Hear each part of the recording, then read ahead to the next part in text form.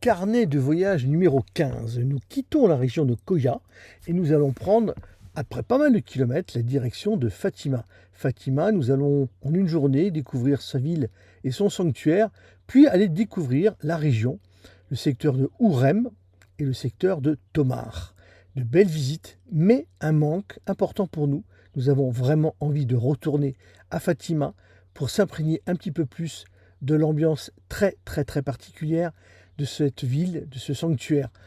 Donc Fatima, où pendant la Première Guerre mondiale, en 1917, la Vierge Marie va apparaître auprès de 3 jeunes enfants.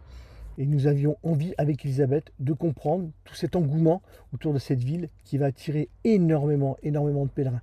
Mais avant tout, visite de Ourem et de Tomar. Et vous redécouvrirez à la fin la ville de Fatima. Aujourd'hui, nous sommes le mercredi 31 janvier, voilà, pour pas dire de bêtises. Nous sommes tout en haut de la ville de Ourem. Donc Ourem et Fatima, où nous étions hier, sont rattachés. Donc d'ailleurs Fatima administrativement dépend de la ville de Ourem. Là nous avons grimpé une partie en fourgon et ensuite à pied, parce qu'il n'y a pas de parking, pour aller visiter la cité médiévale de Ourem, petite ville médiévale, tout en hauteur, au niveau du château de Ourem. Vue magnifique, un peu essoufflé, hein, il faut le mériter. Hein. Donc là, l'église, je vous mettrai quelques photos, avec notamment la crypte où il y a un templier à l'intérieur. Alors nous sommes arrivés au Castello de Ourem, le château de Ourem, qui se visite, mais horaire de fermeture 17h. Et comme nous sommes des gens très matinaux, nous la journée commence à 17h. Donc fermeture du château. Nous n'en verrons que les extérieurs. C'est impressionnant, il est vraiment complètement en hauteur, très haut perché. Grande partie encore existante, d'autres rénovées. Toute la vallée, alors il paraît que par beau temps on voit la mer. Peut-être que... Mais comme on ne sait pas de quel côté il faut regarder, Moi, on ne la voit pas. Là.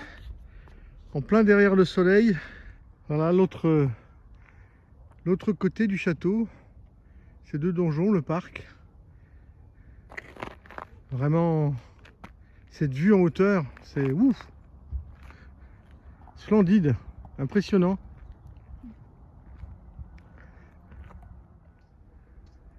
Fin de tour du château. Hop là, j'essaye de...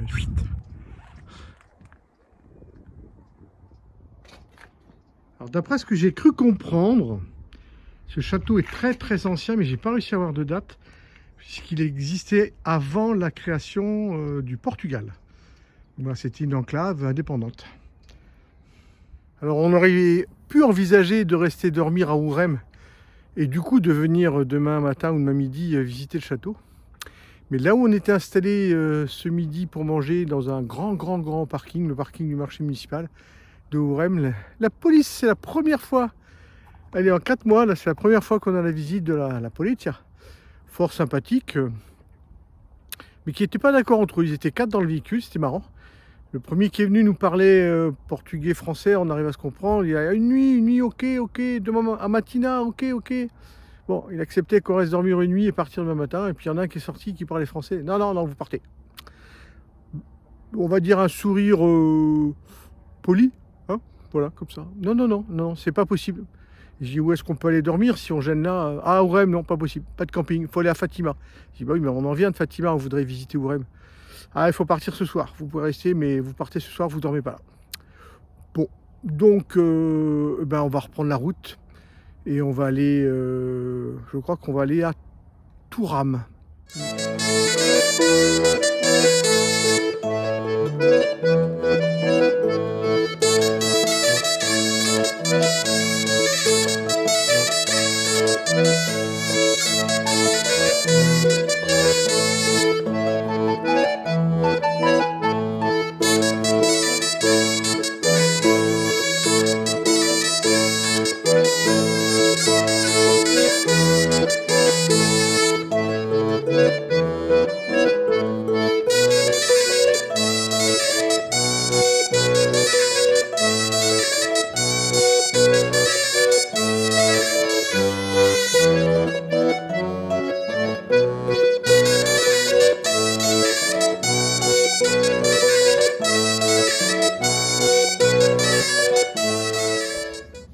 Nous avons un soleil magnifique.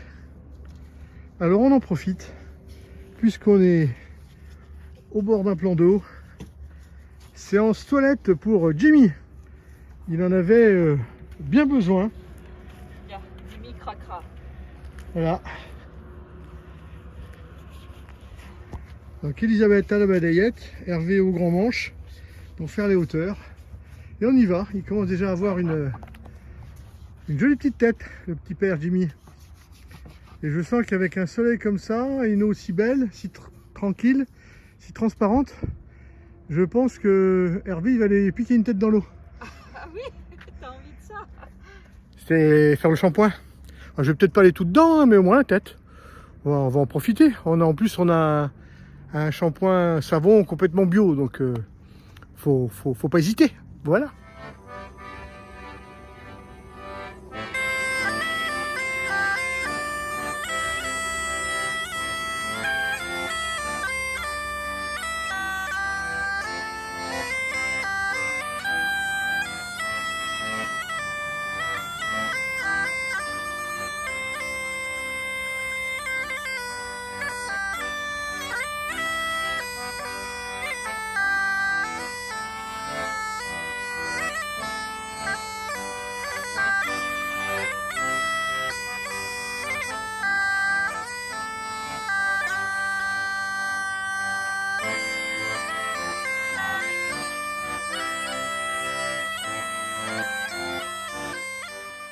Alors là, nous sommes arrivés à l'aqueduc do Convento da Cristo, quelque chose comme ça.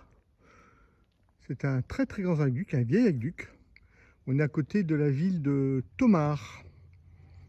Et nous sommes un vendredi 3 février peut-être même. Je ne sais plus. Oui, non, le 2 février. Voilà, Elisabeth fait de la musique en même temps, elle chante et elle danse. Elle est en train de répéter, de découvrir des choses pour le Twitch de dimanche. On va grimper sur l'aqueduc et voir ce qu'il y a de beau là-haut.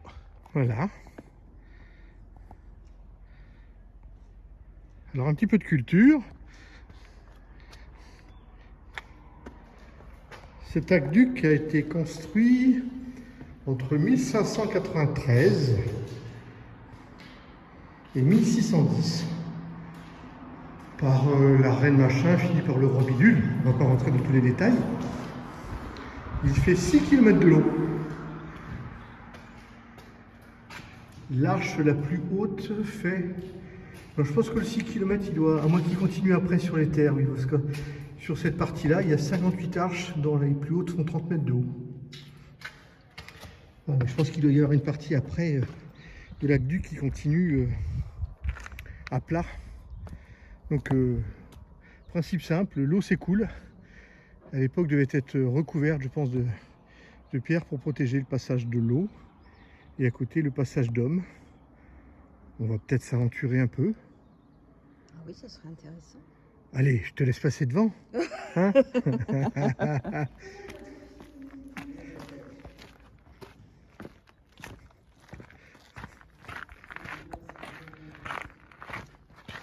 Comme ça, si elle tombe, on la verra tomber. Non. En plus, tu filmes. Bah oui. C'est plus drôle si tu tombes là. Bon, je vais arrêter mes bêtises. Je suis pas sûr qu'en France, en termes de sécurité, on laisserait accès au grand public avec un vide. Je me penche pas trop. J'ai peur du phénomène d'aspiration du vertige. Mais voilà, n'importe qui peut tomber là, sans aucun souci. Donc, âme sensible, s'abstenir. Et pour les assurances vie, il faut venir là. Là, on est arrivé au début restant de l'aqueduc, parce que je pense que la route a dû faire qu'ils en ont coupé un bout, j'en sais rien. Voilà, donc ça fait quasiment à même le sol. Puis on a à peu près 2 petits kilomètres comme ça pour rejoindre la partie avec les arches qui passe sur la petite vallée.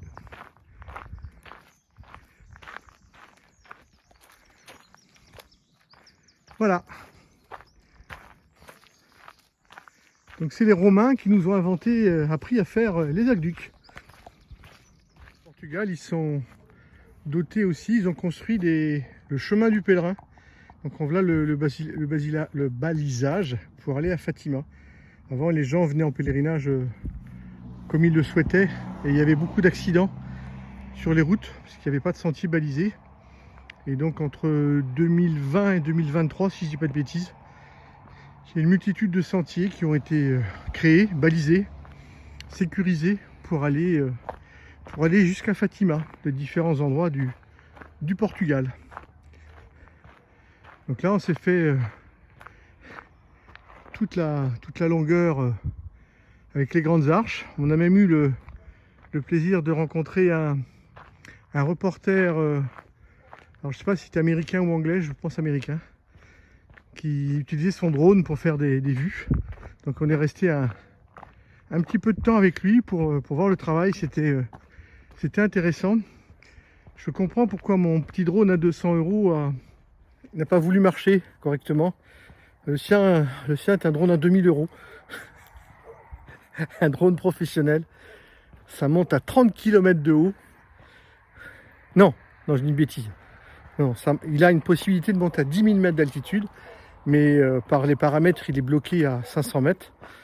Il peut aller à une distance de 30 km. Voilà. Donc matériel très pro, c'était des belles images là, ce qu'on a pu voir de l'aqueduc, c'était superbe. Bon, un petit tour pour voir jusqu'où ça mène et on va reprendre notre route. Alors comme on n'a pas de drone, et ben on va en haut pour filmer vers le bas et ensuite on descend en dessous pour filmer vers le haut. C'est impressionnant vu d'ici, les 30 mètres d'arche, c'est assez superbe.